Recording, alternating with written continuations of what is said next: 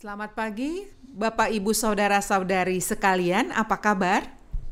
Saya berharap Bapak, Ibu, Saudara dalam keadaan sehat-sehat, dan yang sakit saya berdoa agar segera pulih kembali. Hari ini saya mengajak kita belajar lewat tema pengampunan, dan saya akan awali dengan sebuah cerita tentang pengampunan. Suatu kali saya bertemu dengan seorang oma. Perjumpaan dengan oma ini sangat mengesankan sampai saya susah untuk melupakannya. Karena oma ini berbeda dengan oma-oma yang lain di tempat tersebut. Lincah, gesit, gembira, dan segar. Waktu melihat oma, perkiraan saya berumur kurang lebih 58 sampai 60 tahun. Suatu ketika saya dapat kesempatan untuk bertanya, berapa umurnya? Oma menjawab 85 tahun. Dan saya sangat terkejut. Hampir tidak percaya. Karena oma begitu kelihatan awet muda.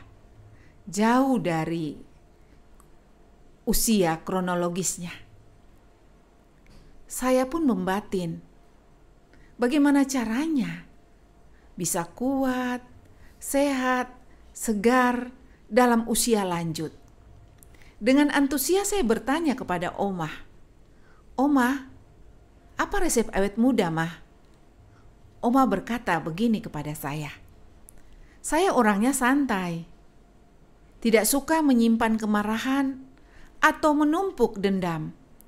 Setiap hari saya melepaskan pengampunan kepada siapa saja, apalagi kepada orang yang bersalah kepada saya. Saya juga mengampuni diri saya sendiri. Saya tidak mau hidup dalam penyesalan masa lalu. Memberi pengampunan membuat saya happy. Saya bahagia sampai saat ini. Bapak, Ibu, Saudara-saudari, dari percakapan singkat saya dengan Oma, saya dapat menyimpulkan bahwa pengampunan adalah salah satu aspek yang ikut menentukan kebahagiaan hidup. Atau saya sepaham dengan Oma. Bagaimana dengan Bapak, Ibu, Saudara-saudari? Orang bilang pengampunan memang gampang dibicarakan. Tetapi untuk mengampuni orang yang bersalah karena perkataan atau perbuatan yang melukai tidaklah mudah. Namun Alkitab memberi teladan bagaimana mengampuni atau saling mengampuni di tengah-tengah kehidupan keluarga. Saya ajak kita belajar dari Yusuf, anak Yakub. Pada waktu saudara-saudaranya berbuat jahat kepadanya, menjual dia kepada orang Mesir, itu sama saja mengasingkannya dari tengah kehidupan keluarga. Yusuf sebenarnya punya hak untuk marah dan dendam. Tetapi pada waktu Yusuf bertemu dengan saudara-saudara yang telah melakukan kejahatan kepadanya, Yusuf memutuskan memilih mengampuni mereka. Apa yang membuat Yusuf mampu mengampuni, padahal pengampunan adalah hal yang sulit?